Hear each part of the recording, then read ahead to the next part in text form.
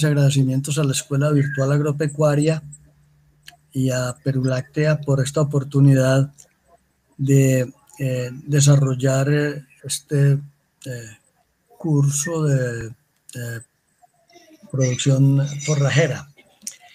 Se ha tratado de hacer un curso muy general donde lo que vamos a hacer es más a responder que a crear inquietudes. Entonces, vamos a exponer unos puntos muy simples para que ustedes nos vayan diciendo cómo creen que los podemos complementar y cuáles son los principios generales para la producción de forrajes según un concepto pues, muy personal mío. Este curso yo lo resumiría en 10 puntos muy simples. El primero de ellos es que el pasto es un cultivo y debe ser considerado como tal. ¿Por qué estamos trayendo a colación este punto? Porque en muchas partes la explotación ganadera se ha limitado a producir ganado, pero no a cultivar forraje para ese ganado. Entonces, si miramos la eficiencia con la cual se está produciendo carne y leche, vemos que en gran parte esa baja eficiencia se debe no a que el ganado no esté funcionando, a que no tengamos buenos animales, a que no haya buena genética, sino básicamente a que no hemos considerado el cultivo como un forraje. El forraje como un cultivo. Y al no considerar el forraje como un cultivo, pues no le estamos dando el manejo que requiere, no le estamos poniendo las condiciones a ese forraje para que sea eficiente, para que nos produzca volúmenes interesantes de forraje de buena calidad que puedan nutrir a ese ganado que ya tenemos, a esos animales con los que estamos produciendo, y por lo tanto no tenemos una eficiencia en el sistema. Segundo, un punto que quiero enfatizar es que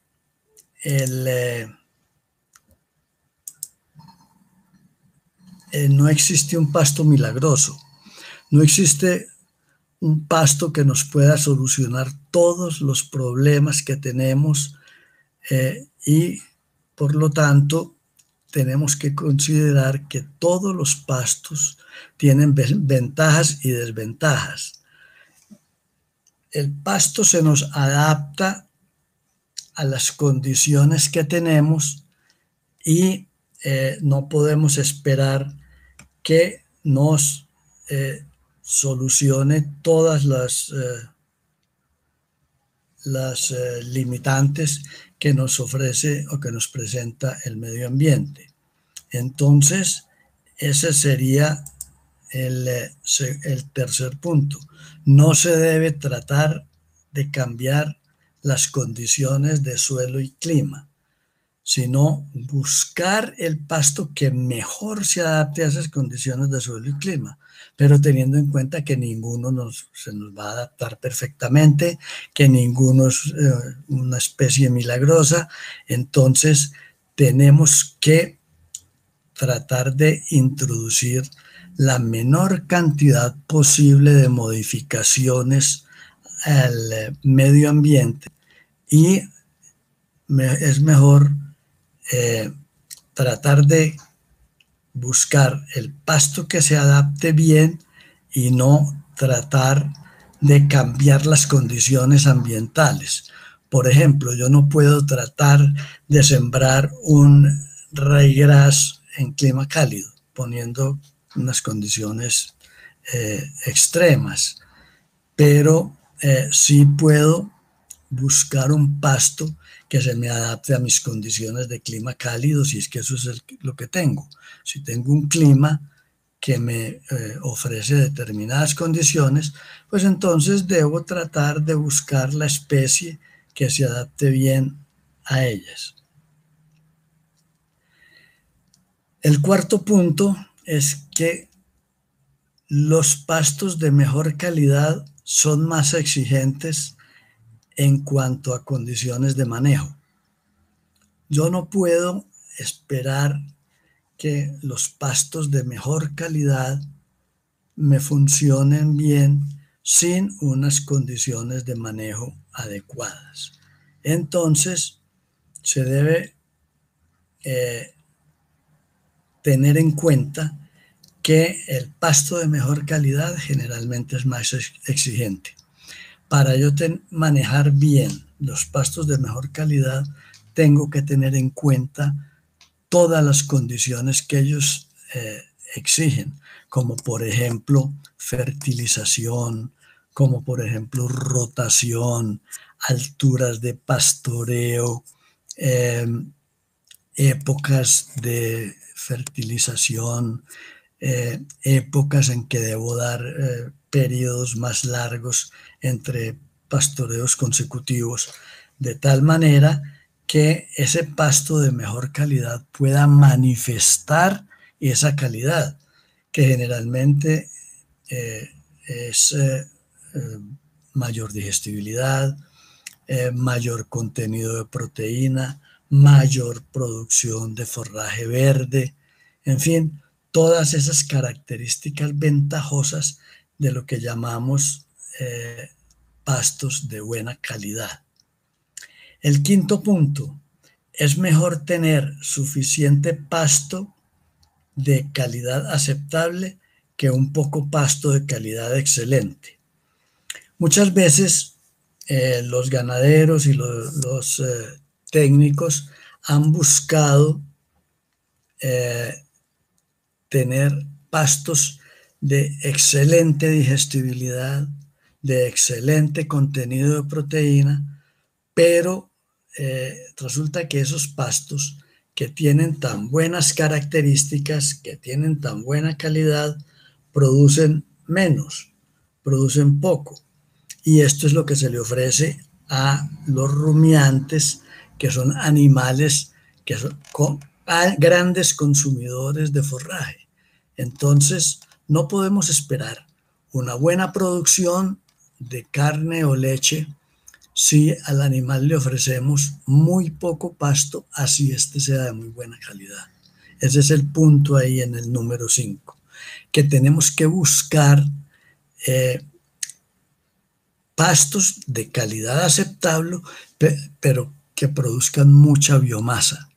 Pastos que así no sean de la mejor digestibilidad o que no tengan el contenido más alto de proteína o de minerales, pero que sí se le pueden ofrecer al animal en abundancia. El animal, el rumiante sobre todo, tiene la gran habilidad de transformar esos pastos, de tomar esos pastos y transformarlos en el rumen mediante la acción de los microorganismos. Entonces lo que nos interesa básicamente es tener al animal lleno, al animal con suficiente disponibilidad de materia seca para que él la transforme en carne y leche, para lo cual el animal sí es muy eficiente. Entonces, ofrezcamos un pasto que no sea malo.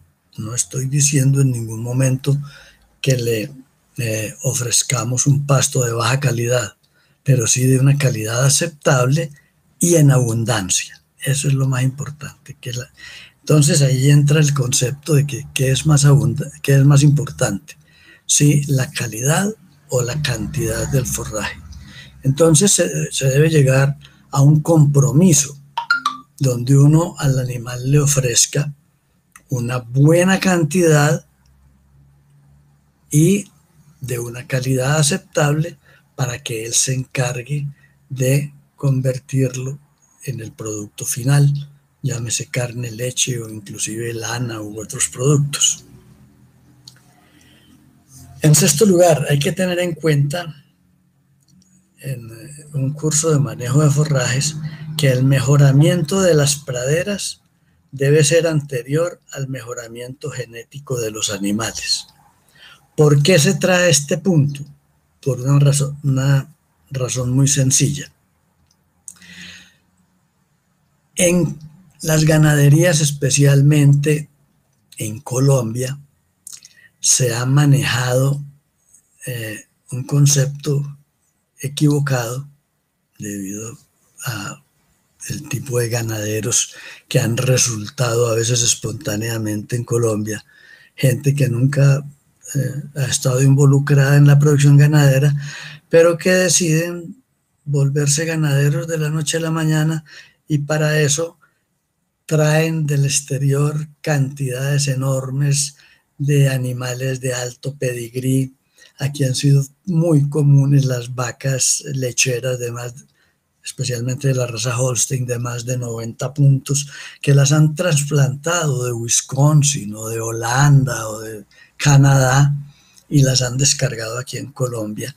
Y cuando van a ver qué se les va a dar a estos animales, resulta que no hay praderas debidamente adecuadas para producir una buena cantidad de forraje de buena calidad para esas vacas que son muy exigentes. Entonces se ha tratado de llenar ese vacío con grandes cantidades de concentrado y los resultados no han sido los mejores. Entonces lo mejor que se debe hacer, lo primero que se debe hacer es mejorar las praderas, tener unas praderas de producción abundante y de la mejor calidad posible para antes de traer animales supremamente exigentes, muy mejorados genéticamente, con un potencial enorme de producción, pero ese potencial enorme de producción solamente se manifiesta si el animal encuentra suficiente alimento de buena calidad. Entonces eso es lo que se quiere resaltar en este punto. No empecemos por mejorar el animal. La cadena productiva suelo, planta, animal no se debe empezar a mejorar por el extremo del animal. Mejoremos primero el suelo. Mejoremos el suelo ¿para qué? Para poder tener un forraje de buena calidad en ese suelo. Una vez que tengamos el suelo mejorado y establecida la pradera mejorada, ya con especies de mejor calidad, entonces podemos poner animales con mayores requerimientos, con mayor potencial, pero que ya si tenemos el suelo mejorado y el pasto mejorado, vamos a poder tener ese animal produciendo y manifestando ese potencial genético que tiene.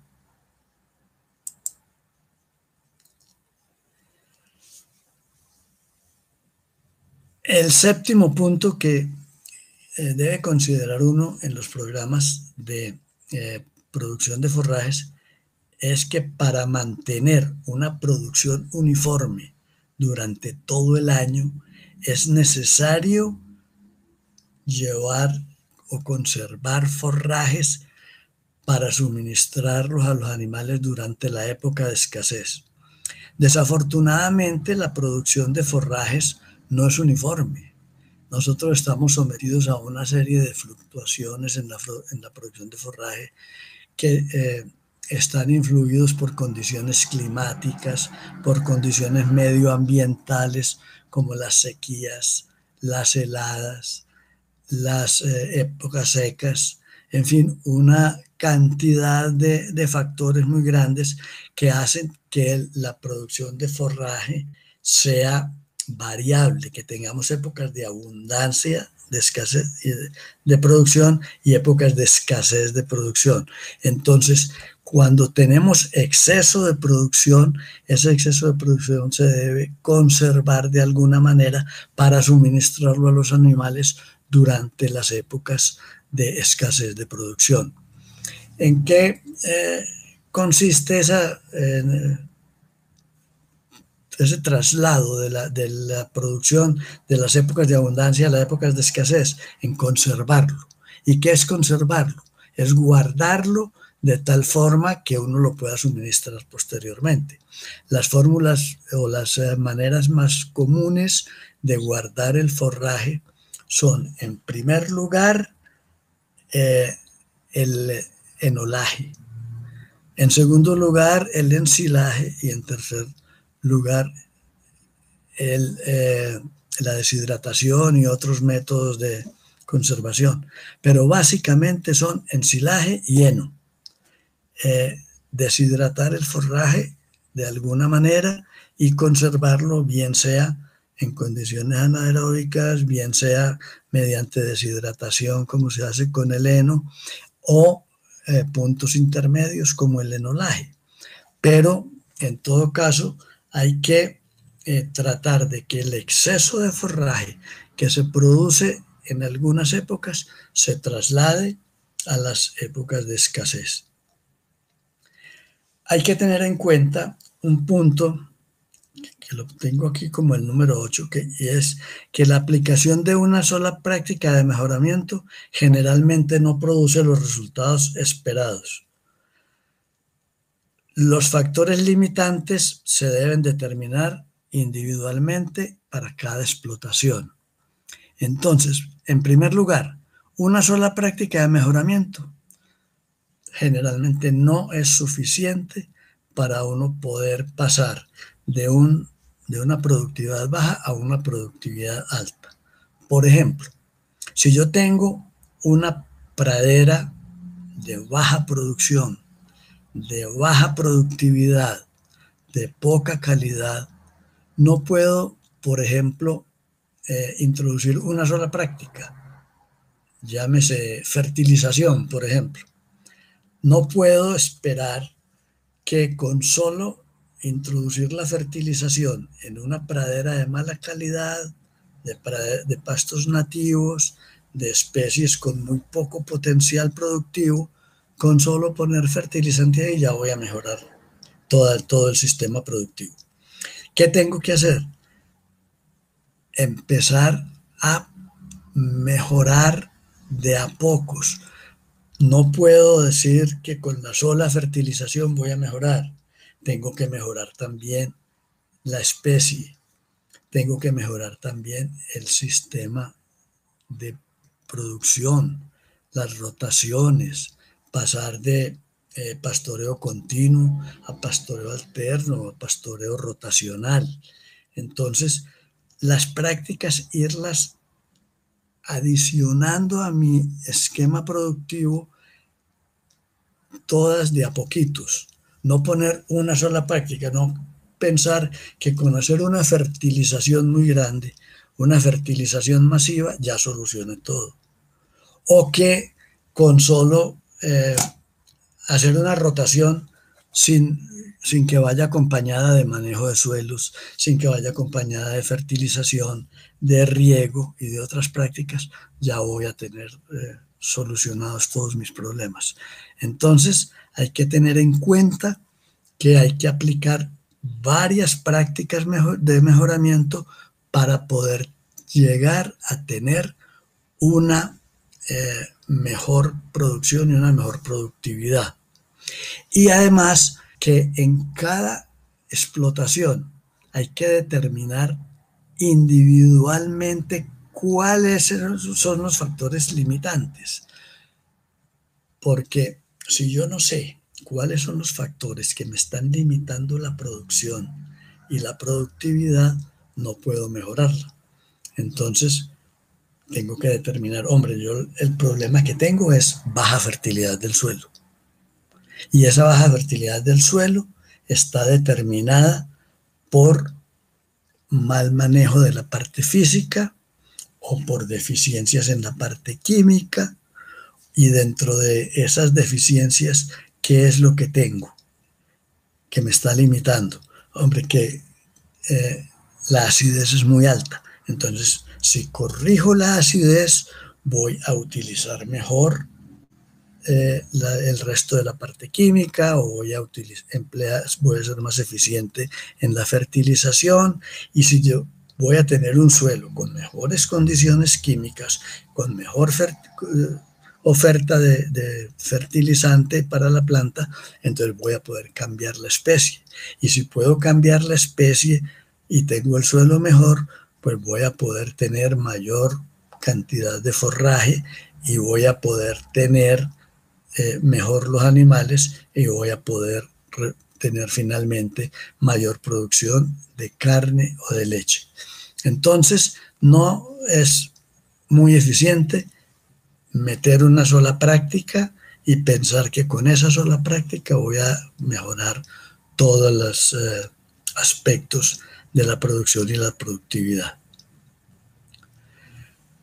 En noveno lugar, los costos determinan la cantidad e intensidad de las prácticas de mejoramiento aplicables.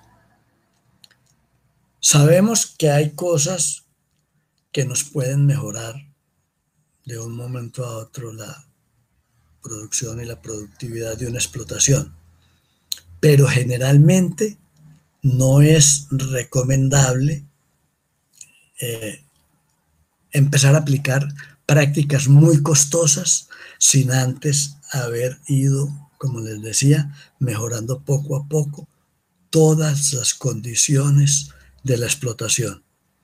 En otras palabras, no solamente a punta de dinero vamos a poder mejorar la producción y la productividad. Es mejor ir aplicando una serie de principios técnicos muy sencillos, y a medida que se vayan mejorando esos puntos técnicos, entonces pueda ir mejorando el aspecto de costos. No llegar y únicamente con plata voy a cambiar todo. Eso no es lo que se busca generalmente en una buena explotación. Y por último, la producción y la productividad son directamente proporcionales al grado de administración que se aplique a las explotaciones ganaderas. Este punto lo traigo porque generalmente, si el propietario, si el dueño de la explotación, si el dueño de la finca no está pendiente, está administrando la finca, el esfuerzo técnico se pierde. Cuando se deja en manos de una persona que no está preparada, de un mayordomo que no tiene los requisitos, no reúne los requisitos técnicos necesarios para hacer un manejo adecuado del suelo, de la planta y del animal, entonces no vale la pena embarcarse en un programa de mejoramiento. Un programa de mejoramiento forrajero se inicia cuando o el propietario lo va a manejar directamente y está interesado en hacerlo, o cuando tiene quien se lo haga. Un ingeniero agrónomo, un zootecnista, un médico veterinario, un práctico, un técnico intermedio que tenga la suficiente experiencia, que haya manejado este tipo de programas y que por lo tanto pueda llevarnos a una mejor producción y una mejor productividad. Entonces, con base en eso, es que hemos decidido hacer un curso que, como ya lo vieron seguramente en la información general que envió la Escuela Virtual Agropecuaria, vamos a hacer 8 sesiones de 2 horas cada una. Les voy a mostrar rápidamente en qué consiste el programa general para que ustedes tengan una idea de qué es lo que vamos qué es lo que estamos buscando y qué es lo que vamos a tratar de hacer en este curso. En primer lugar, como les dije, el programa van a ser 8 sesiones. En cada una de ellas vamos a tratar unos temas diferentes, técnicos, y vamos a tratar de cubrir la mayor parte de los aspectos básicos de producción de forrajes que si ustedes tienen alguna observación podremos modificar o podremos cambiar un poco. En la primera sesión, ¿qué vamos a ver? Vamos a ver los factores que determinan la productividad ganadera. En segundo lugar, he querido incluir un tema en esa misma sesión que me parece que es muy importante hoy en día, y es la ganadería y el cambio climático. Los factores que determinan la productividad ganadera, unos son fácilmente modificables, otros no lo son. ¿Y esos factores cuáles son? El clima, el suelo, la planta y el animal. Como se ha alterado alguno de esos factores, unos por efecto antrópico, otros simplemente por efecto natural, entonces se ha venido culpando a la ganadería de que es uno de los causantes del cambio climático, que los gases de invernadero producidos en la explotación ganadera son los que están llevando al calentamiento global, que la ganadería está acabando con el medio ambiente, con el agua, con el suelo, con la vegetación. Entonces vamos a mirar un poquito sobre este problema, sobre si la ganadería sí es la causante o una de las principales causantes del cambio climático, o si se puede tener una ganadería eficiente sin afectar demasiado el clima y el medio ambiente. En tercer lugar, vamos a hablar sobre la anatomía de los pastos y de los forrajes, pues tanto de los gramíneas como de las leguminosas. Vamos a hablar sobre la fisiología de gramíneas y leguminosas. Es muy importante uno conocer anatómicamente los forrajes y fisiológicamente esos forrajes. Cómo funcionan los forrajes en la naturaleza, por qué son tan diferentes a la mayor parte de los cultivos, por qué nos permiten esa maravilla que es repetir la explotación a periodos o a intervalos muy cortos, mientras las demás plantas, las no forrajeras, no lo permiten. En otras palabras, porque un pasto, un forraje lo podemos cosechar, una pradera la podemos cosechar cada 30 o 35 o 40 o 45 días, mientras que otras especies que no son forrajeras se pueden cosechar una vez cada 6 meses o cada año, si acaso, como pasa con el arroz, con el maíz, con el trigo, con la soya, con casi todos los cultivos normales. En cambio, los forrajes sí los podemos cosechar permanentemente y nos están dando mucha más producción que cualquiera de las otras plantas. Eso es porque tiene unas condiciones fisiológicas especiales, y esas condiciones fisiológicas especiales hay que ayudarles de diferentes maneras, seleccionando los periodos de descanso entre pastoreo más adecuados, seleccionando las alturas de corte más adecuadas para que el pasto pueda recuperarse rápidamente.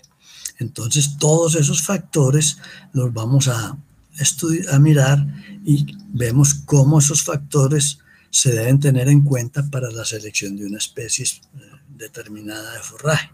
Entonces, a eso vamos a dedicar las primeras 2 horas que vamos a compartir el lunes 6 de septiembre. Entre 5 y 7 de la noche.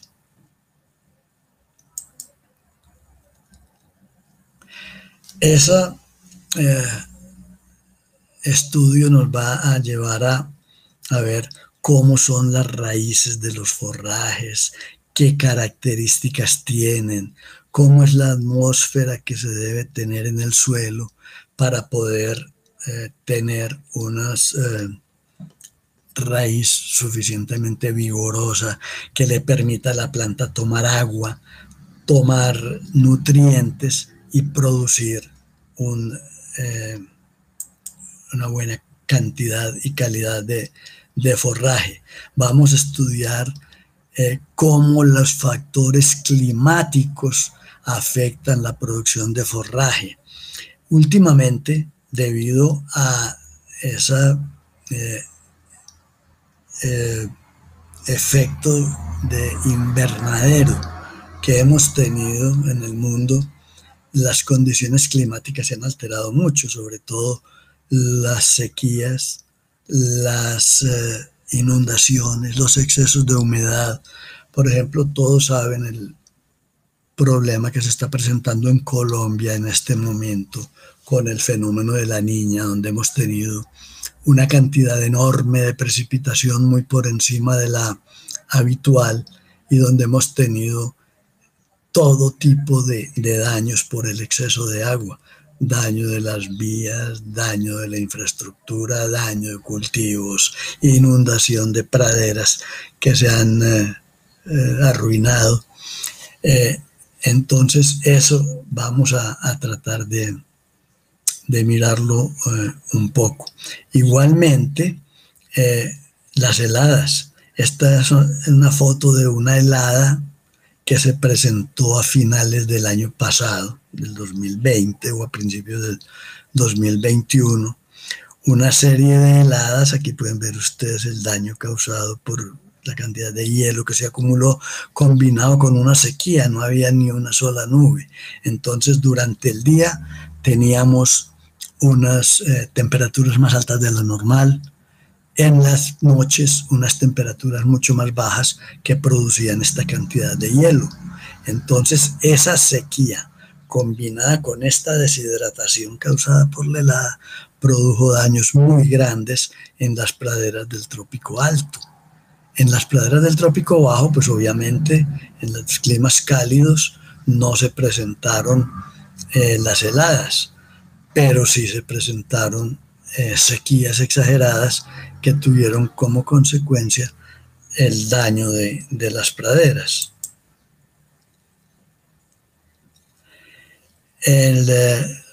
Eso obligó a hacer resiembras muy grandes, a que se presentaran sequías extremas y lo que les decía de las praderas de clima cálido.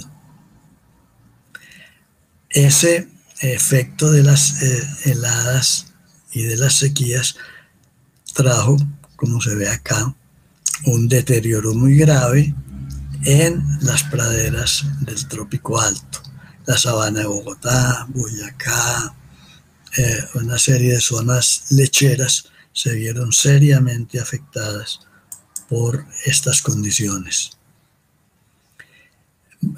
Como les decía, vamos a ver en la parte anatómica cómo son las raíces de las leguminosas, que les decía ahora que son una verdadera maravilla, que se están regenerando permanentemente, que se están produciendo en cantidad muy grande para poder utilizar la humedad y los nutrientes que el suelo le ofrecen a la planta.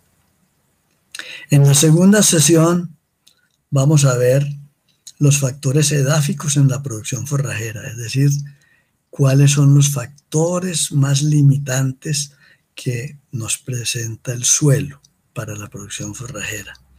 Vamos a hablar de fertilidad del suelo y su relación con los pastos, de las enmiendas en la producción forrajera. Uno de los principales problemas que presentan los suelos para la producción de forrajes son las condiciones químicas inadecuadas, principalmente acidez o alcalinidad. Y para corregir esas condiciones y hacer que el suelo sea adecuado para producir buena cantidad de forraje de una calidad aceptable, como les decía anteriormente, es la aplicación de enmiendas. Las enmiendas juegan un papel muy importante en la producción forrajera. ¿Qué son las enmiendas? Son simplemente sustancias, generalmente sales, de las principales bases de calcio y de magnesio, que se aplican al suelo para corregir la acidez, o sulfatos que se aplican para corregir las condiciones de salinidad. Una vez que el suelo se corrige, desde el aspecto de vista químico, entonces ya queda apto para utilizar los fertilizantes que se aplican.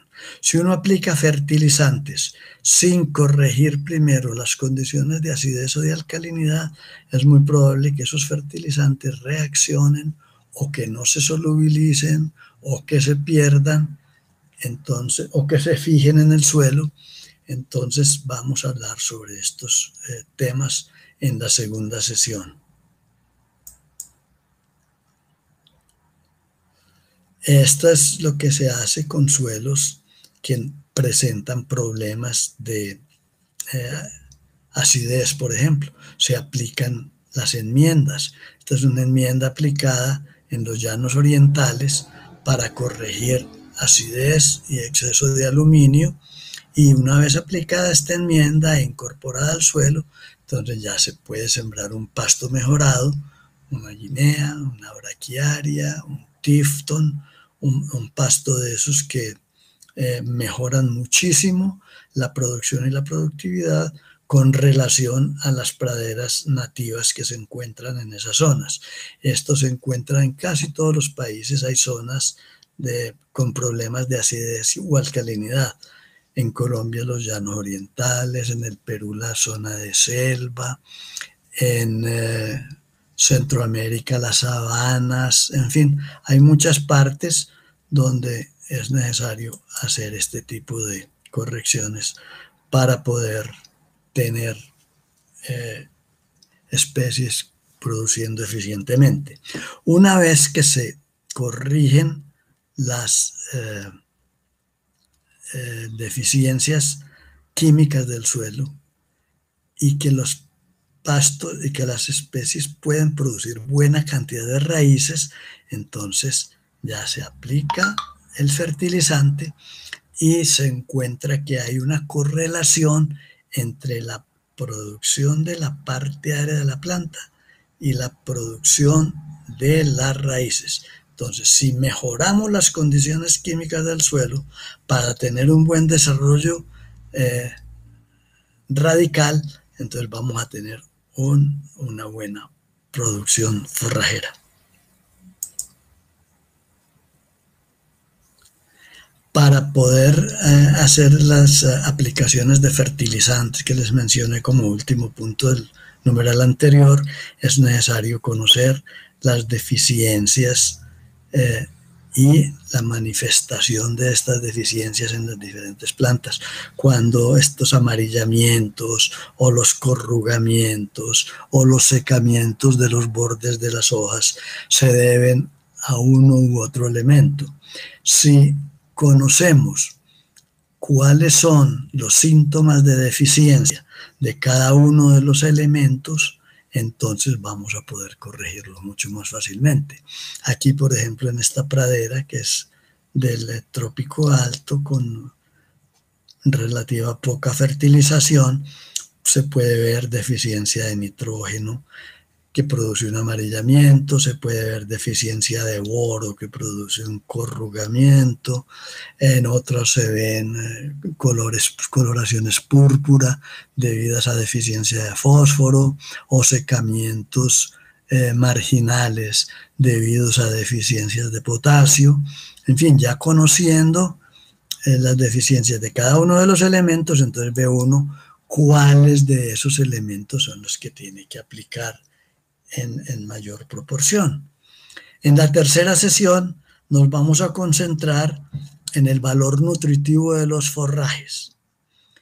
qué es el valor nutritivo de los forrajes, cómo ocurre ese paso de forraje a producto eh, terminado, cómo es la digestibilidad de los forrajes, la energía, la fibra, la proteína, los minerales, todo lo que determina si un forraje es de buena o de mala calidad, y cómo se puede solucionar en parte por lo menos esas características, y hacer que un forraje pase de ser de bajo valor nutritivo a ser un forraje de alto valor nutritivo.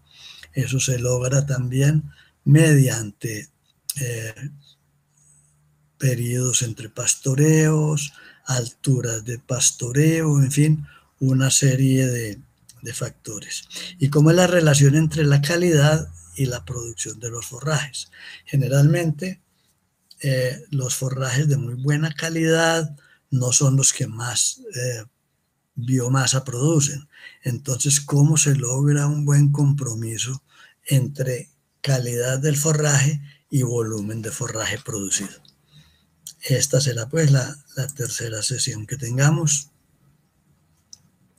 Tratar de obtener siempre forrajes que nos muestren buena calidad, cómo se pueden observar los parámetros de calidad, cómo se hacen los muestreos para determinar calidad de forrajes, cómo se llevan al laboratorio, en fin, cómo se hace todo ese aspecto de la calidad.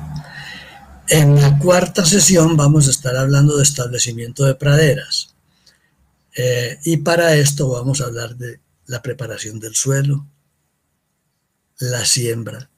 Son todos aspectos agronómicos, calidad de semillas, densidad de siembra, especies simples o mezclas y praderas polifíticas.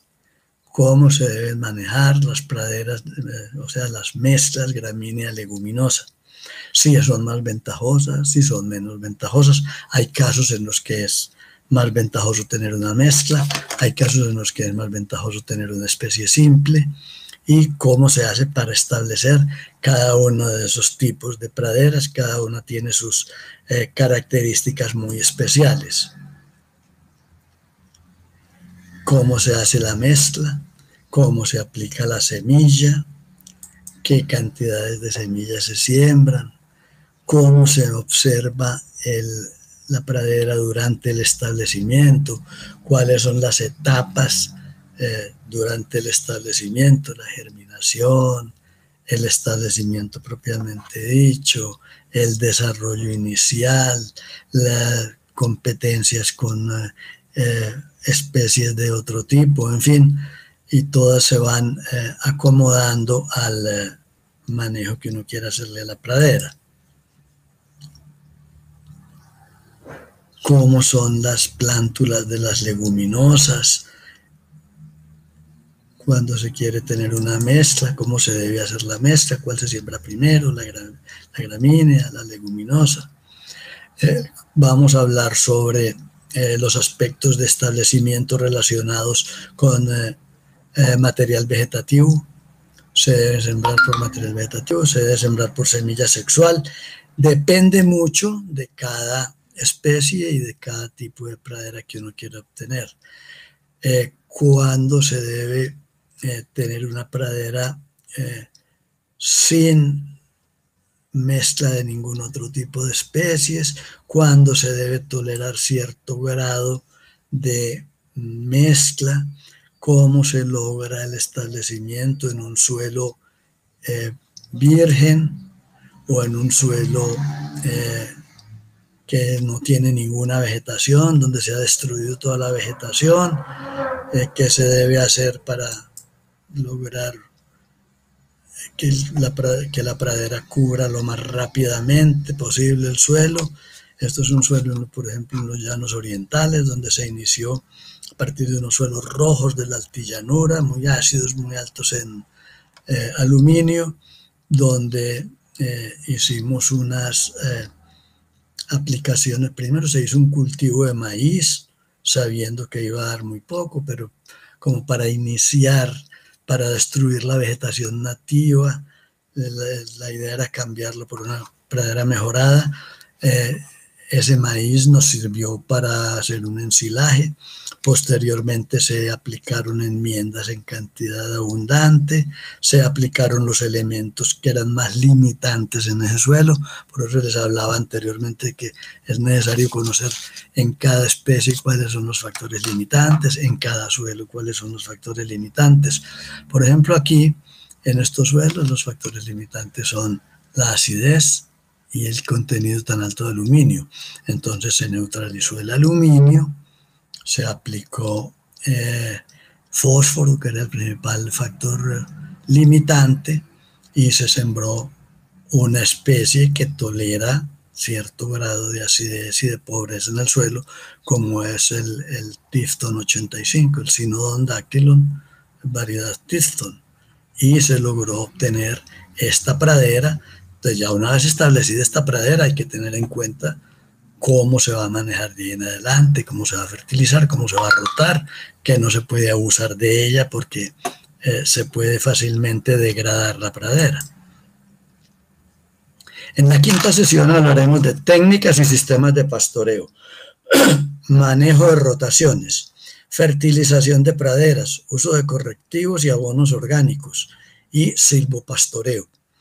El silvopastoreo, pues, ustedes saben que actualmente está muy de moda, entonces vamos a hablar sobre los distintos tipos de silvopastoreo que se pueden establecer, sobre cuál es el manejo más racional de las especies, cómo se hacen las rotaciones.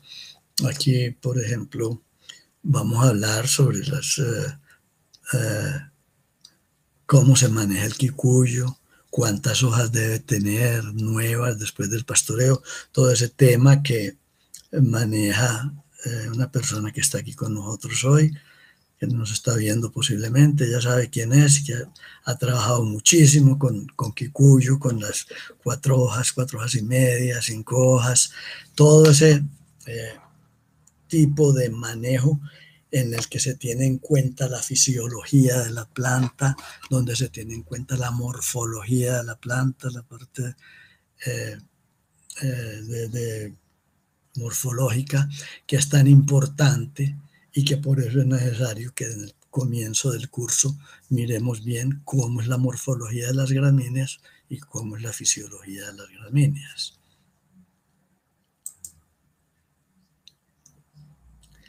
Ya con eso entonces uno determina qué tipo de pastoreo le puede hacer a cada especie, si va a hacer silvopastoreo, cómo lo va a hacer.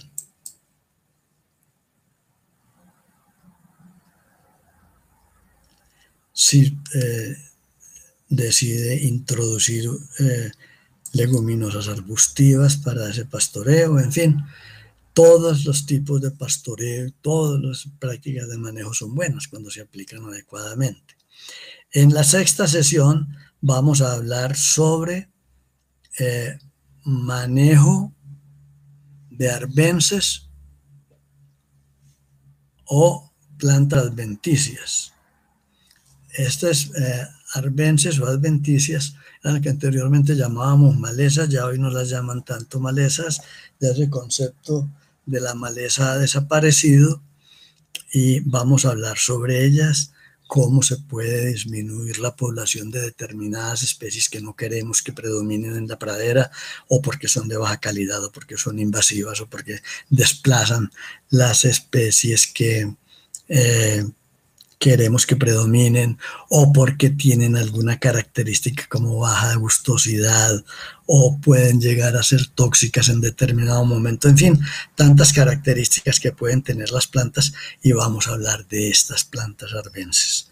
Vamos a hablar también del manejo de ellas mediante prácticas físicas o manejo químico con herbicidas. También se nos presentan plagas y enfermedades en los forrajes, que es necesario manejarlos, a ver cómo se pueden manejar, con manejo biológico, con manejo químico mediante uso de insecticidas o fungicidas, o simplemente con rotaciones, alturas de pastoreo y cosas de ese tipo. Sobre todo las plagas en algunos momentos pueden llegar a ser limitantes en la producción forrajera. Anteriormente, cuando los que estamos ya un poco más avanzaditos en edad empezamos a trabajar en pastos, prácticamente no había plagas en pastos. De repente se presentaba por ahí un gusano comedor de follaje, o se presentaba por ahí algún insectico chupador, y no se le calificaba siquiera como plaga. Simplemente se hacía un manejo agronómico, una fertilización, un corte con guadaña o alguna práctica de ese tipo, y con eso bastaba para manejar la plaga. Las enfermedades empezaron a llegar más que todo de afuera, en semillas importadas, y se fueron popularizando, o se fueron adaptando mejor, esos hongos y esas bacterias, hasta llegar a ser limitantes en algunos casos. Afortunadamente no son demasiados y se pueden manejar relativamente fácil. Entonces le vamos a dedicar una sesión, pues una parte de una sesión a ese manejo de plagas y enfermedades. Y quiero dejar un buen espacio en esta sesión para los microorganismos en la producción forrajera. Hoy en día se está popularizando mucho el uso de microorganismos, principalmente del tipo de micorrizas y cosas de ese tipo en la producción forrajera. Yo creo que son bienvenidos. La utilización de o el uso de microorganismos siempre será un eslabón benéfico en la cadena productiva. Vamos a mirar algo sobre eso, qué es lo que se está recomendando en este momento, qué se piensa hacer con microorganismos en la producción forrajera. En la séptima sesión vamos a hablar sobre utilización eficiente de los forrajes. Y vamos a hablar de la conservación. Ahora les decía que conservación era guardar forraje de la época de abundancia para suministrarlo a los animales en la época de escasez. Las principales: ensilaje, heno y enolaje. Y hay otras formas de conservación, como por ejemplo deshidratación, peletización, en fin, ya más industriales, por llamarlo de alguna manera. Y también vamos a hablar un poquito de eso. Eso pues no es tan abundante como uno pudiera pensar, pero vamos a tratar de hablar de eso un poco.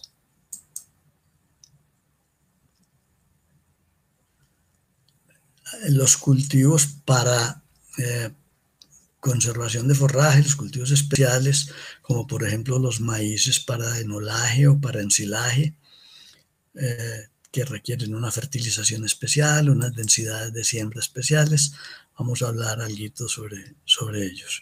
La conservación en silos, principalmente los silos de montón o otros tipos de silos, como los silos de búnker o trinchera, que son ya unas estructuras fijas, un poquito más complicadas de manejar sobre todo, pero que se pueden usar de todas maneras para tener este tipo de materiales que se suministra tanto a animales de carne como a animales de leche, con muy buen éxito.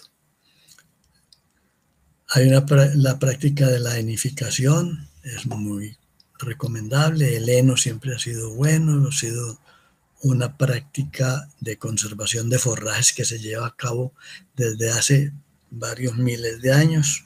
Desde mucho antes de Cristo ya se conservaba el heno. Y prácticas más nuevas como el enolaje, que es un intermedio entre el heno y el ensilaje, que se puede conservar en el campo, que tiene como principal inconveniente el tamaño y la dificultad en Colombia para moverlo, principalmente porque pues, en tierras planas no hay mucho problema, pero en zonas pendientes, en las zonas intermedias de ladera, sí es más complicado de manejar. De todas maneras, tiene muchísimo por venir y se utiliza mucho. En la octava sesión vamos a hablar sobre algunos riesgos en la alimentación con forrajes. Hay intoxicaciones como nitritos y nitratos, como ácido cianhídrico en algunos forrajes, en fin, es un capítulo que nos puede tomar una media hora. Vamos a hablar sobre las leguminosas forrajeras, su nutrición y su manejo. Las leguminosas forrajeras son muy, muy interesantes. Las distintas maneras como se pueden manejar, cómo se pueden suministrar, cómo se pueden incorporar a las praderas, son un capítulo bien interesante en esto. Y por último vamos a hacer una evaluación del curso en esa octava sesión para que nos digan a ver en qué nos equivocamos, cómo podemos corregir y veremos a ver qué puede pasar con las leguminosas en el futuro. Yo creo que tienen un gran porvenir, siguen siendo un recurso forrajero muy importante, las alfalfas, las leguminosas de corte, las leguminosas de pastoreo, este tipo de arbustos leguminosos que todos los días están resultando nuevas especies. Le hablan a uno que la cratilia, que la una, que la otra. Todas estas, el matarratón, las acacias, todas ellas son bastante buenas y útiles para la producción forrajera.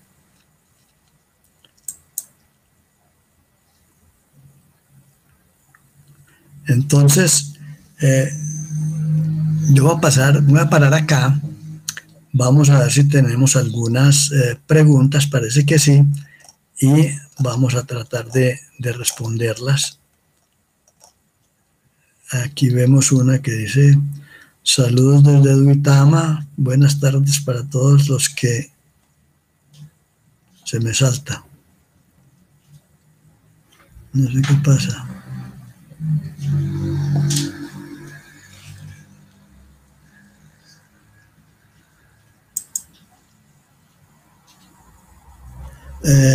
Lorena, ¿me podrías leer las preguntas, por favor? Que no alcanzo a verlas acá. Aló. Doctor, un momento.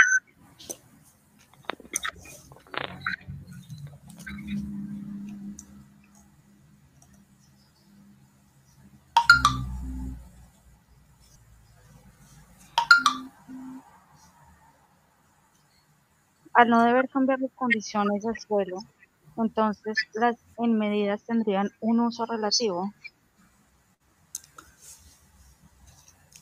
A ver, una cosa es cambiar drásticamente las condiciones medioambientales y otra cosa es adaptarlas o quitarles los principales problemas que tengan.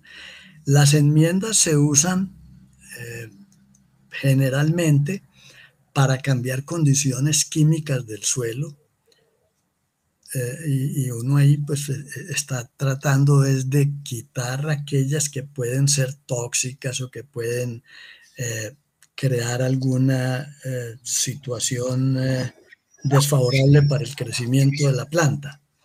Entonces, en las enmiendas se ha tenido también una cantidad de ideas, unas erróneas, otras bastante buenas, pero hubo una época en que se decía que uno debía aplicar 3 toneladas de cal agrícola, carbonato de calcio, por cada miliequivalente de aluminio que tuviera activo en el suelo. Y Eso entonces le daba a uno que tenía que aplicar 12, 15, 18 toneladas de cal por hectárea. Obviamente eso no es práctico ni es recomendable. Hoy en día existen lo que se llaman enmiendas eh, complejas, en las que se combinan distintas fuentes, por ejemplo, carbonato de calcio con silicato de magnesio. Entonces ahí llevamos tres elementos: calcio, magnesio y silicio. A eso si le agregan ustedes un poco de roca fosfórica, entonces ya tenemos todavía más calcio y fósforo. Entonces ya tenemos cuatro elementos, que todos ellos son muy importantes para la nutrición de la planta. Y si a eso se le adiciona, si ustedes determinan que en un suelo X o Y los elementos menores, sobre todo zinc y boro, que son los más deficientes en los suelos del trópico, pueden ser limitantes, entonces se les adiciona un poquito de zinc y boro, entonces ya tenemos una enmienda compleja. Si a eso le ponen un poco de yeso, entonces ya tenemos azufre también. Entonces miren ustedes cómo con muy pocos elementos, con muy pocas enmiendas simples, podemos formar una enmienda compleja, muy completa, y esa enmienda completa la aplicamos en dosis muy bajas. Entonces ya la modificación no es ni tan drástica, ni tan costosa, ni tan engorrosa de hacer. Ese punto de las enmiendas, pues lo podemos debatir más. Igualmente, hay suelos que el principal problema que presentan es que son muy arenosos, que no retienen humedad y son muy bajos en materia orgánica. Pasa mucho en suelos tropicales, cálidos sobre todo. Entonces, en esos suelos lo que hay que hacer es aplicar enmiendas que lleven materia orgánica. La materia orgánica pues le va a incorporar a esos suelos, en primer lugar, la capacidad para retener humedad y en segundo lugar, microorganismos. Por eso insisto tanto en que lo importante es determinar el factor limitante en cada caso. Dónde es acidez, dónde es suelos muy livianos, dónde es deficiencia de materia orgánica. Y de acuerdo con eso, una vez determinado ese factor limitante, entonces ver qué es lo que hay que aplicarle.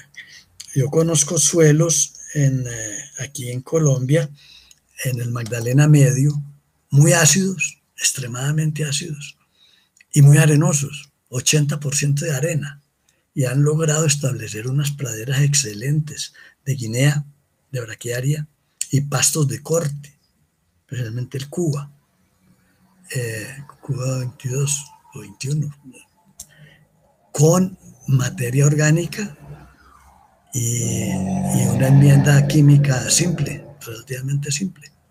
Entonces, la cosa es determinar en cada caso cuál es el problema que se nos está presentando, cuál es el factor limitante. Adelante, Lorena. La siguiente pregunta es de Mary López. Mary pregunta, ¿cuánto tiempo se debe tener entre la enmienda y la fertilizada?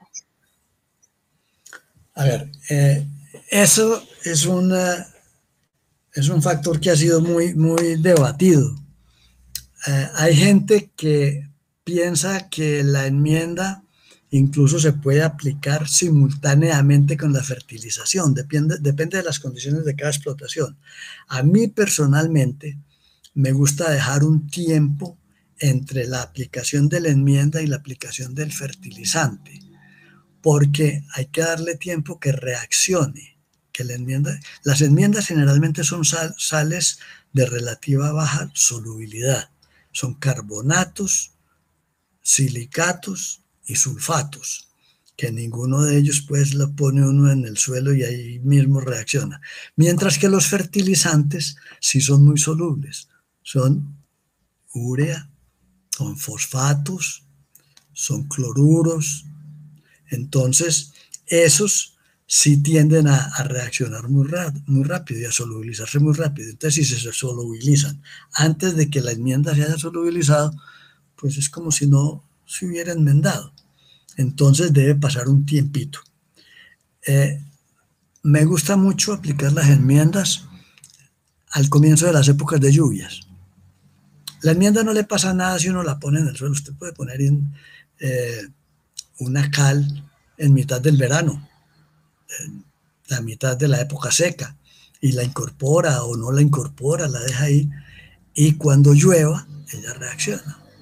Pues la cal no se, ni se lava, ni se percola, pues si está en verano, pues porque, ¿cómo se va a lavar? Ni reacciona ni se gasifica, ni se evapora, ni cosa por el estilo. Entonces ella queda ahí hasta cuando llueva.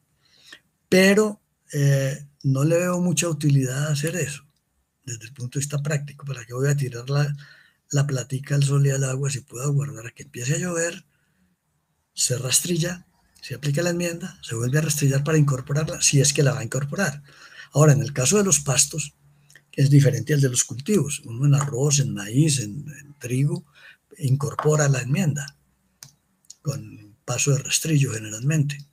En el caso de los pastos, pues como uno no puede estar rastrillándolos a toda hora porque lo que hace es destruir las cepas, entonces aplica la enmienda tan pronto caigan las primeras aguas. Espera unos días, dependiendo de qué tan seco estaba el suelo y cómo ve el pasto. Y cuando vea que el pasto inicia el rebrote, ya hace la fertilización. Pueden ser 8 días, 10 días, 15 días o incluso más. Depende de cada caso. Pero en último caso, el hecho de hacerlo junto no le hace ningún mal al pasto. Si pone la enmienda junto con fertilizante, simplemente que pierde eficiencia en la utilización del fertilizante. Ese es como el principal problema. ¿Listo? Ok. Félix pregunta, ¿cómo determina la relación carbono-nitrógeno en el suelo y en los abonos orgánicos? Perdón, ¿me la repites, por favor? ¿Cómo determina la relación carbono-nitrógeno en el suelo y en los abonos orgánicos? ¿Cómo determina la relación carbono-nitrógeno en los abonos orgánicos y en el suelo? Pues bueno, cuando uno análisis químico, eso te da la cantidad de carbono y la cantidad de nitrógeno que tiene tanto el suelo como la materia orgánica que uno vaya a aplicar. Entonces, si la relación carbono-nitrógeno es alta, que te da el laboratorio que es alta, que indica que es un material fibroso, rico en fibra, por ejemplo, cañas de maíz tienen una relación carbono-nitrógeno muy alta y son de lenta descomposición, suministran menos nutrientes, generalmente corresponden a materiales viejos, a materiales eh, secos, la caña de maíz, por ejemplo. Si por el contrario la relación carbono-nitrógeno es muy baja, entonces te indica que ese material es alto en proteína, es bajo en fibra, es bajo en energía y de acuerdo a eso te va a suministrar mayor o menor cantidad de nitrógeno para el suelo. Uno no debería aplicar, eso da más o menos de 10 hacia abajo, son los que tienen carbono nitrógeno muy alto. Perdón, muy baja la relación carbono-nitrógeno, entonces tienen muy alto el nitrógeno y bajo el carbono. Entre 12 y 15% son las mejores materias orgánicas que tienen una relación intermedia y que por lo tanto no solamente le suministran nitrógeno al medio, al suelo, sino que también le suministran energía para que los microorganismos se multipliquen. No es bueno tener ni demasiada energía y cero nitrógeno, ni demasiado nitrógeno y baja energía. Entonces, en cualquiera de los dos casos, los microorganismos no se van a poder desarrollar bien. Ellos se desarrollan mejor con una relación balanceada carbono-nitrógeno. Lorena. Juan Velázquez pregunta, doctor, ¿qué opina del pastoreo de ultra alta densidad? Me parece que el pastoreo de ultra alta densidad es ultra peligroso. Si se hace bien hecho, con periodos de ocupación muy largos, perdón, muy cortos, y periodos de recuperación suficientemente altos, puede cargarse mucho la pradera. Puede llegarse a cargas de 8 o 10 animales por hectárea, pero hay que tener en cuenta, primero que todo, cuál es la anatomía y la fisiología del forraje que se está manejando. Si usted maneja un ryegrass con una carga ultra alta y se le pasa la mano un poco, se baja hasta la raíz, entonces ahí en ese momento puede usted destruir la pradera. Generalmente los pastoreos de ultra alta densidad se utilizan con pastos de crecimiento rastrero o por lo menos combinados entre rastrero y semierecto, como el tipo del quicuyo, de la estrella, de esos que son más difíciles de comer hasta el piso. Los que tienen crecimiento en macoya tienden a sufrir más con ese pastoreo de ultra alta densidad. Entonces hay que manejarlo muy bien. Es bastante complicado de manejar.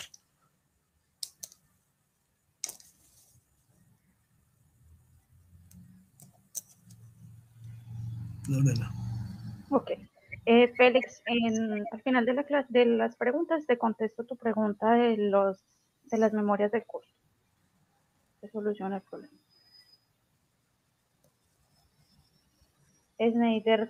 Ender Soler pregunta, buenas tardes, para el cultivo de pasto quicuyo, ¿cuál es el método de mecanización más adecuado de la tierra? ¿Qué profundidad o espacio? Y si es igual para praderas ya establecidas.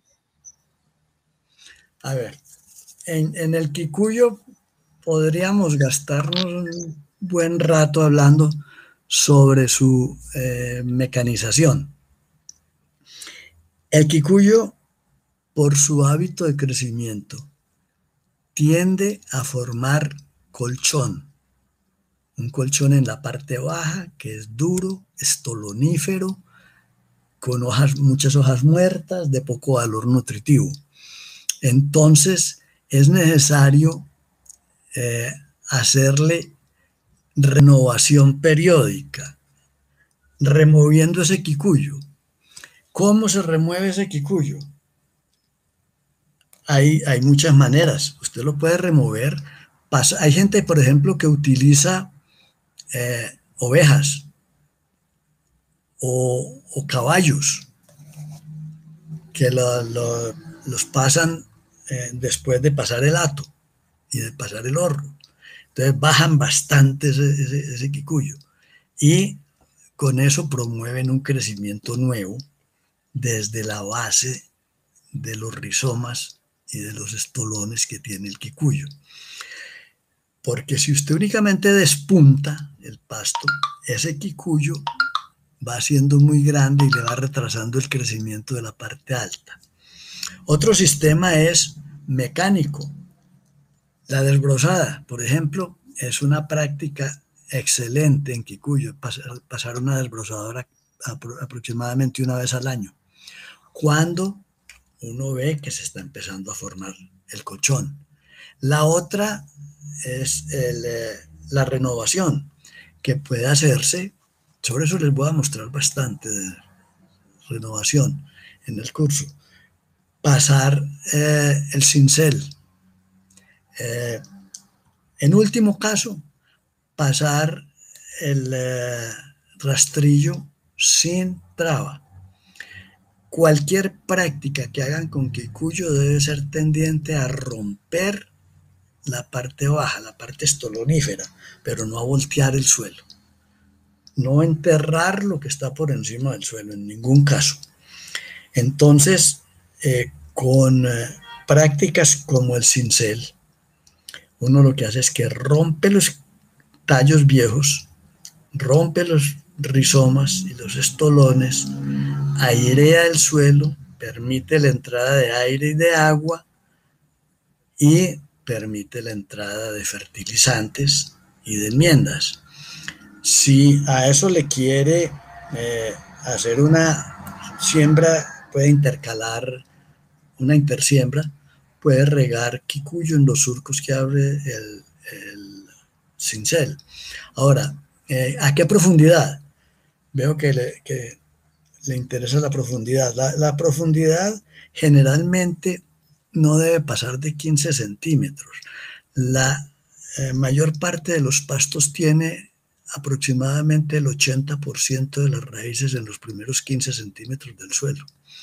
Entonces, si uno mantiene en buenas condiciones los primeros 15 centímetros del suelo, ya está asegurando que el 80% de las raíces van a tener donde desarrollarse. Por otra parte, el suelo, en el caso del Kikuyu, él es un excelente amortiguador. Entonces, para que se compacte de 15 centímetros hacia abajo, necesita unas condiciones muy especiales. Pero un Kikuyu que esté bien tupido no se compacta con cargas, a menos que sean excesivamente altas, por pisoteo o por demasiada maquinaria, pero uno no tiene por qué pasarle demasiada maquinaria a una pradera de Kikuyu. Eso no es necesario. Para entrar y sacar los materiales que necesita para la explotación lechera, no necesita pues mayor cosa. Si es igual en las praderas establecidas o en las nuevas, pues, a ver, ¿cómo establece uno un Kikuyu? Si es que estamos hablando de Kikuyu únicamente. Prepara el suelo. Después de un cultivo de papa, de maíz, una pradera donde no hay Kikuyu. Por ejemplo, en el norte de Antioquia, aquí en Colombia, los suelos nativos que no han sido tocados no tienen Kikuyu. El Kikuyu hay que sembrarlo. ¿Y cómo se siembra el Kikuyu? Por estolones, generalmente. Se llevan estolones y rizomas. Se riega material vegetativo. El tifton, el estrella, braquiaria humidícola. Hay muchas especies que se pueden sembrar vegetativamente. Eso lo vamos a ver con detalle cuando toque la sesión correspondiente. Entonces, lo que se busca es que los nudos del material vegetativo, llámese estolón, rizoma o lo que sea, queden en contacto con el suelo para que produzcan raíces en la parte baja y produzcan una parte aérea, que es la que nos va a dar la pradera, como la foto que les mostré del tifton. Ese fue sembrado con material vegetativo. Después les mostraré el detalle, porque tengo el detalle de la siembra de esa pradera.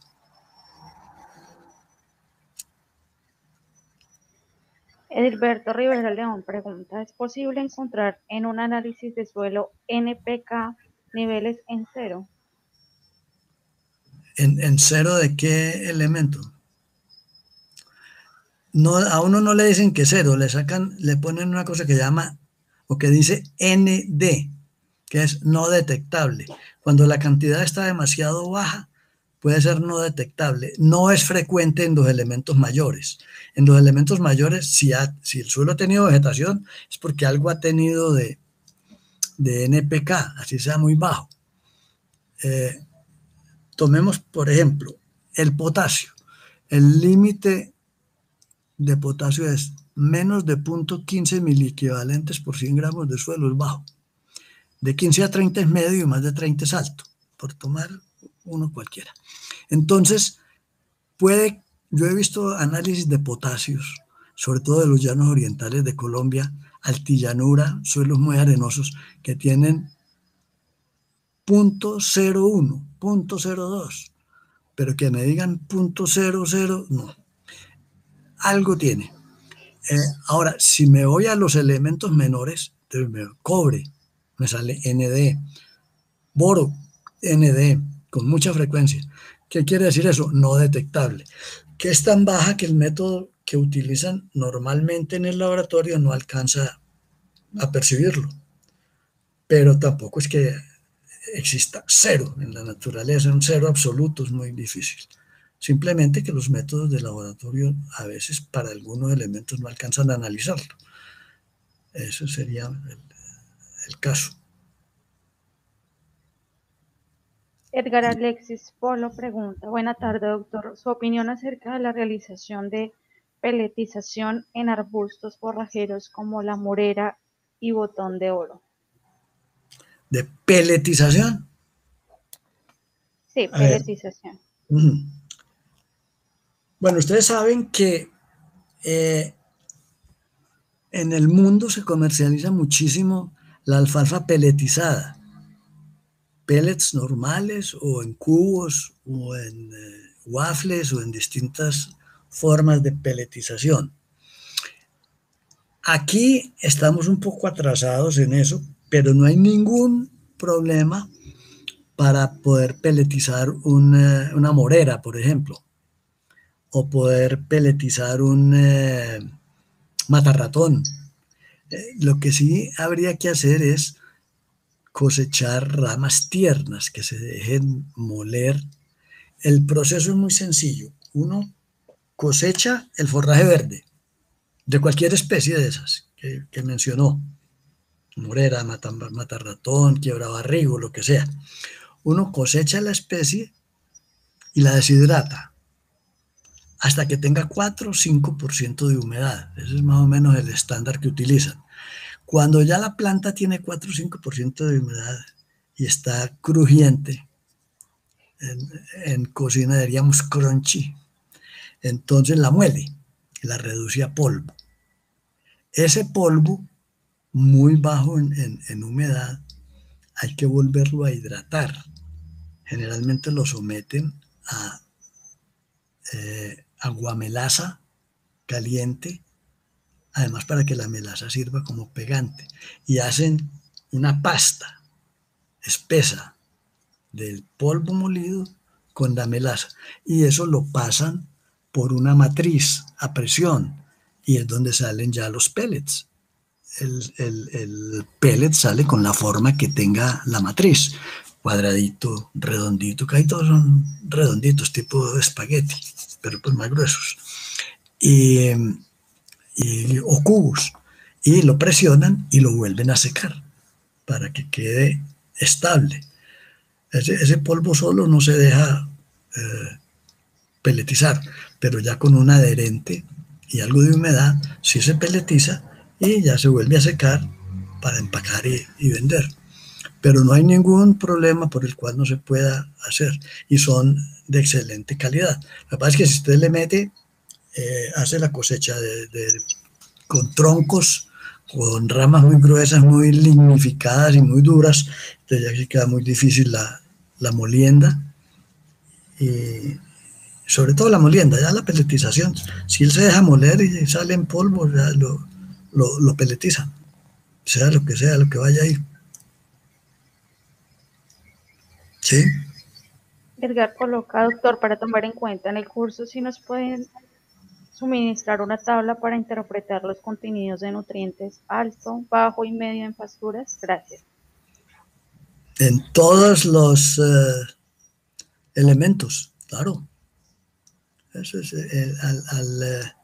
cuando hablemos de suelos, vamos a hablar del análisis de suelos, de la toma de muestras de suelos y de la interpretación del análisis de suelos. Por lo menos de los más comunes, con los sistemas más comunes de análisis, porque hay sistemas de análisis a veces muy sofisticados que no se usan prácticamente para pastos, pero sí, sí tenemos las tablas, claro, obviamente. Le cuento, señor Mariano, en el caso de... no es Mariano el que pregunta esto. No, Edgar. Edgar. En el caso de flores, por ejemplo, los análisis son mucho más sofisticados. El análisis de los de frutales de invernadero, arándanos, eh, berries, todas las berries, mora, fresa, cereza, esos son más sofisticados. En pasturas sí tenemos unos límites que son relativamente amplios y los análisis son relativamente sencillos y relativamente más baratos que los otros. Hay análisis muy sofisticados, pero de todas maneras les damos los parámetros para alto, medio y bajo para cada uno de los elementos. La Esta siguiente pregunta, pregunta es de Mariano Garriga. Dice, buenas tardes, doctor. En el caso de querer realizar siembras anuales de quicuyo y riegras anual, ¿cuál sería la mejor práctica para la siembra y fertilización? bueno, empecemos por un punto. El quicuyo es perenne, entonces ese no hay que sembrarlo cada año. Si usted maneja una pradera de quicuyo más o menos bien, le puede durar 80 años, pues eso no tiene límite prácticamente. Y lo que puede hacer es intercalarle anualmente un poco de ryegrass.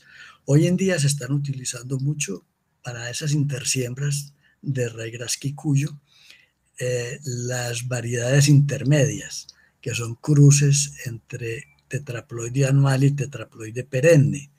Esos materiales generalmente duran, unos los venden como bianuales, pero duran más de 2 años, bien manejaditos duran más de 2 años. Entonces lo que se puede hacer es rayar cada año el quicuyo, alternando las rayas, un año lo hace de norte a sur, el otro lo hace de oriente a occidente, o diagonal, como quiera, pero que no sea siempre pues las rayas en el mismo sentido. Y le mete la semilla del ryegrass por entre los surquitos que deja abiertos el cincel. Entonces va a tener una pradera nueva. Cuando vaya a hacer esa intersiembra, que la debe hacer una vez al año, hay gente que la hace después de cada pastoreo, no les importa, y se pierde mucha semilla, pero mantienen una muy buena población de ryegrass. Pero si uno está ahorrando un poco y quiere hacerla lo más económico posible, hace la siembra del ryegrass una vez al año. Y entonces procede de la siguiente manera. Cuando empiece a llover, hace un pastoreo fuerte. Pasa el rastrillo o el cincel, los cinceles, y riega la enmienda. A continuación, riega la semilla. Y dependiendo de cómo venga la germinación del ryegrass, la está observando. Si viene muy bien, puede aguardar hasta que saque el primer corte y después del primer corte ya hace la fertilización con NPK.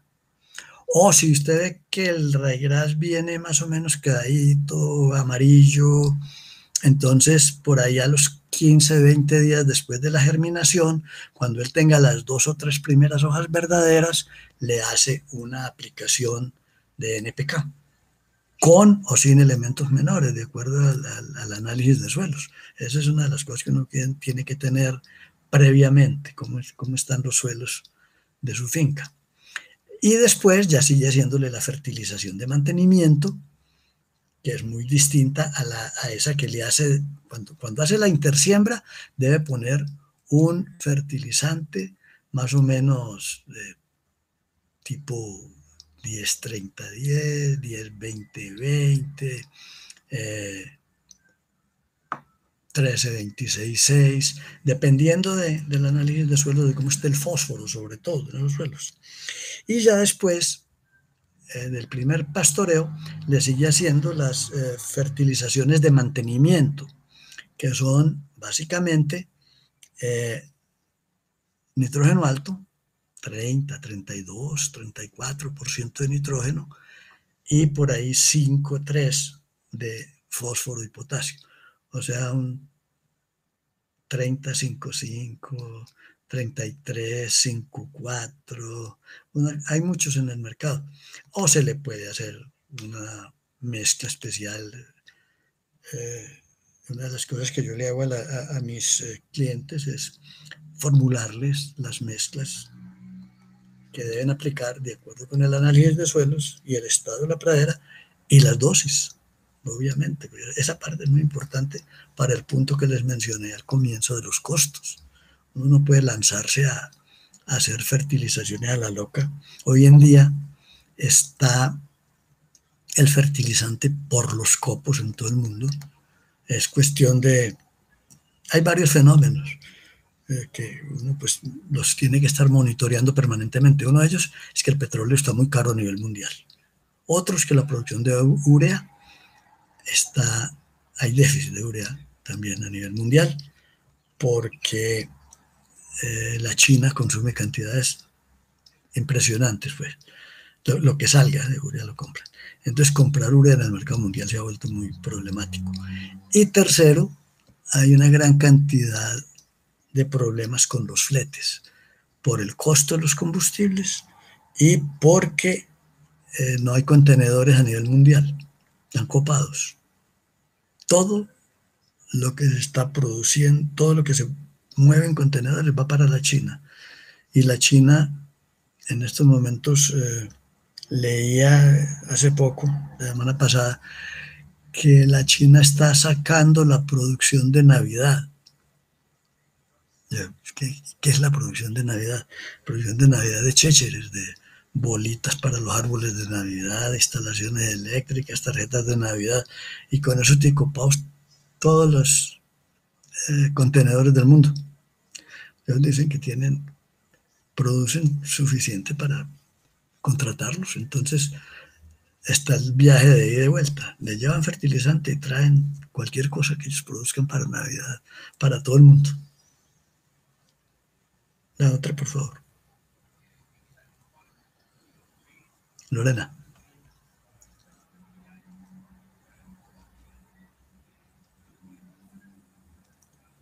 Ender Soler pregunta, hablando de mantener producción, ¿cuál sería la mejor hora del día para cambiar los bovinos a un nuevo potrero de Kikuyo según la fisiología de la planta y a qué hora se presentan los mayores consumos de forraje por parte de los bovinos, teniendo en cuenta su comportamiento? A ver, esa es una buena pregunta. Esa es una de las que yo quiero desarrollar durante el curso, pero le puedo adelantar lo siguiente.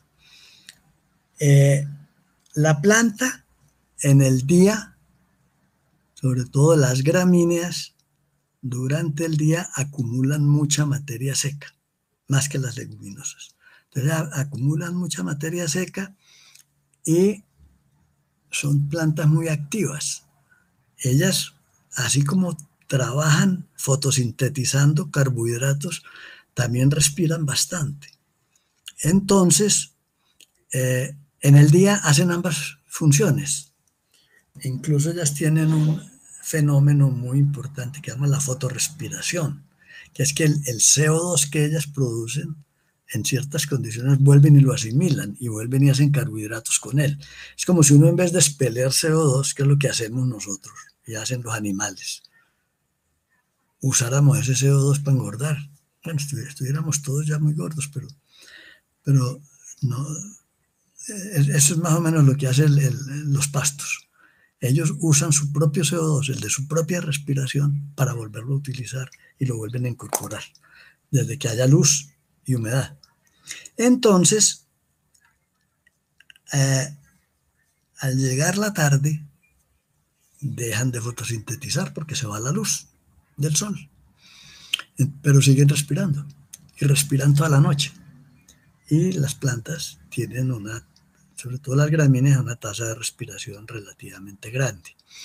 Entonces, ¿el fenómeno cuál es? Que al amanecer, a las 6 de la mañana, la planta ha respirado toda la noche, entonces ha agotado o ha utilizado una buena parte de sus carbohidratos solubles, que casualmente son los que le sirven más al animal como alimento para producir leche o carne. Entonces, racionalmente lo que uno debería hacer es recoger el ganado, como lo recogen todos los días para el ordeño, darles un desayuno, heno, chilo, lo que les den en la finca, si es que les dan, y aguardar a que vayan al potrero por ahí de 10 de la mañana en adelante. ¿Por qué? Porque entre 6 y 10 de la mañana, cuando sale el sol, la planta vuelve a empezar a fotosintetizar a toda velocidad y a acumular carbohidratos. Entonces, el rato en que las plantas tienen más cantidad de carbohidratos asimilables por el animal es más o menos entre 10 de la mañana y 6 de la tarde, en ese lapso, cuando el sol está full, o al principio de la noche, pero tempranito.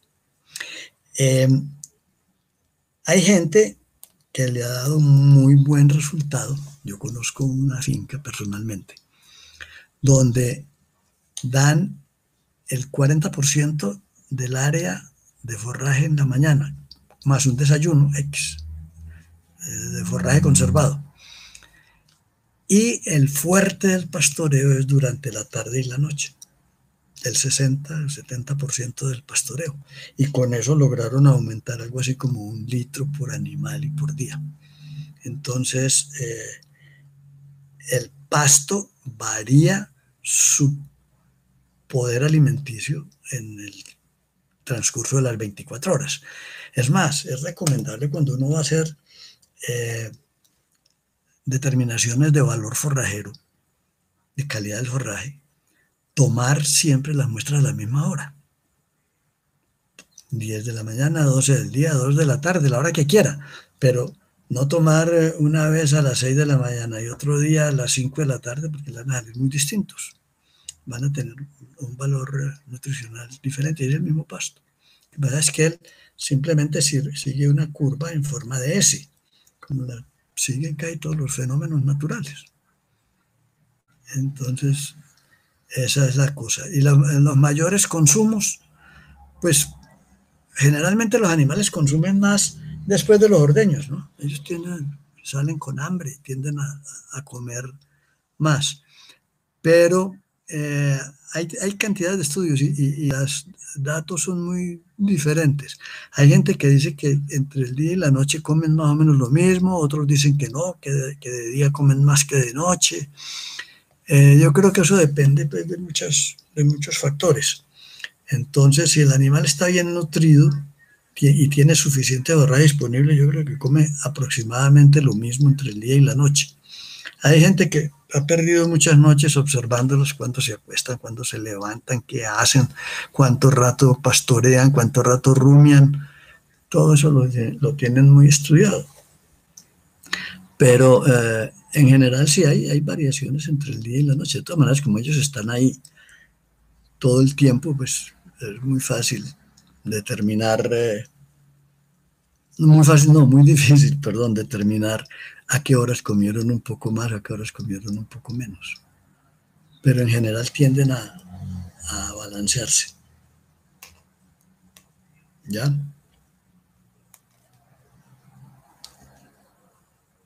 Lorena. Randolph pregunta, yo administro una finca mediante ganadera.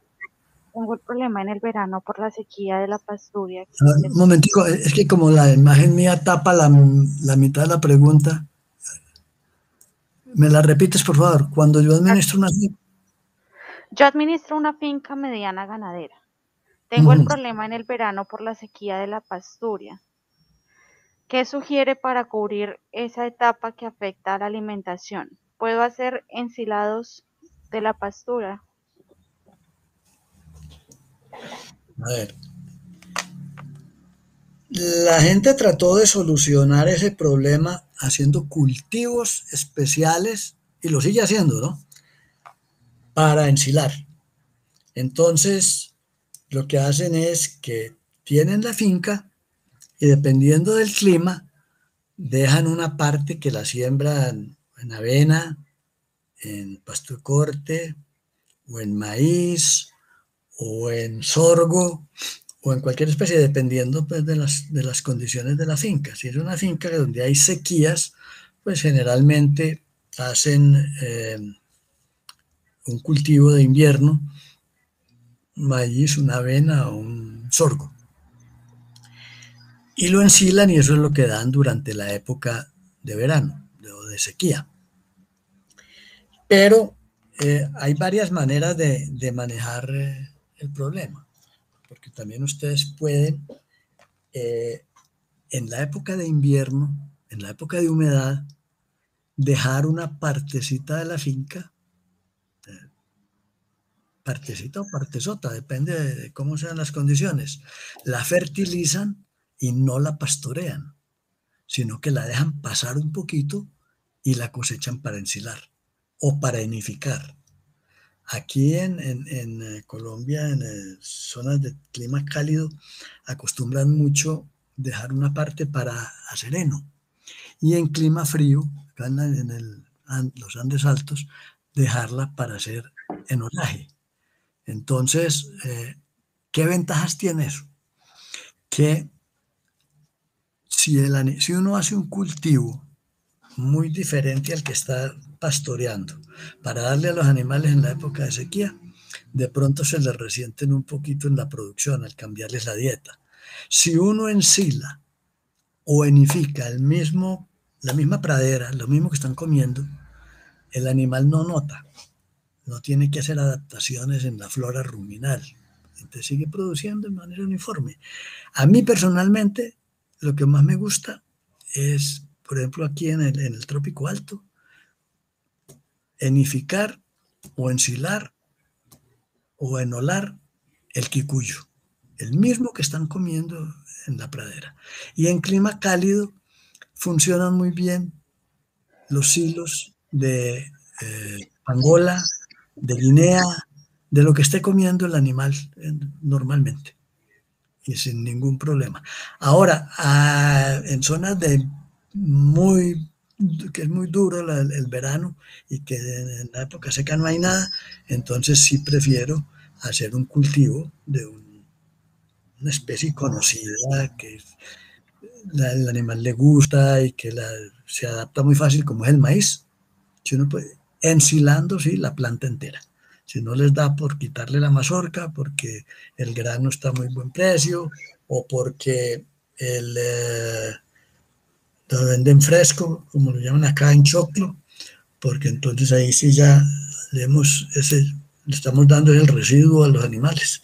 Entonces, si es la planta entera para el animal, sí, se puede.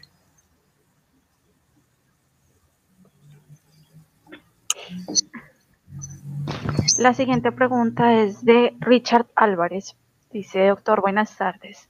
Para un pasto de crecimiento macoloso, ¿cómo puedo hacer la fertilización? ¿De un pasto de crecimiento qué? Macoloso. De macollas, debe ser. Si el pasto crece en macollas, como por ejemplo el guinea, se puede hacer al voleo, dependiendo de la densidad que tenga la pradera. Claro que si están muy separados unos de otros, no se va a perder una cantidad de fertilizante que a lo mejor lo van a aprovechar las arbences.